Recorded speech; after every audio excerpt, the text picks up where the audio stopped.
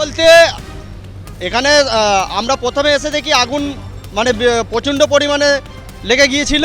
এবার সেই মুহূর্তে দেখি এখানে রানাকেট টেলিকমের যে পাশে বিল্ডিং রয়েছে, এই বিল্ডিং থেকে 5 জন ব্যক্তি, যেখানে 2 জন মহিলা এবং 3 জন পুরুষ নিজের পানের জন্য বাঁচাও বাঁচাও করে চিৎকার করছিল। সেই মুহূর্তে আমি ওনাদের দেখে আমার নিজের পানের ঝুঁকি নিয়ে আমি আমতা সিয়ানার সুমের ছাদের উপর চড়ে ওনাদেরকে নিচে নামানোর ব্যবস্থা করে দিই। এখন অনেকটাই আগুন নিয়ন্ত্রণ হয়ে গেছে। দমকলের ফায়ার ব্রিগেডের গাড়ি ইতিমধ্যেই 5খানা পৌঁছেছে, আরও গাড়ি আসছে। আমতা থানার প্রশাসনও এসে উপস্থিত হয়েছে। হ্যাঁ, 5 জন ব্যক্তিকে আমরা উদ্ধার করেছি। না, এখনো পর্যন্ত তাদের মধ্যে ইনজুরিড কিছু হয়নি, তারা কিছু মানে চোট পায়নি, আঘাত পায়নি।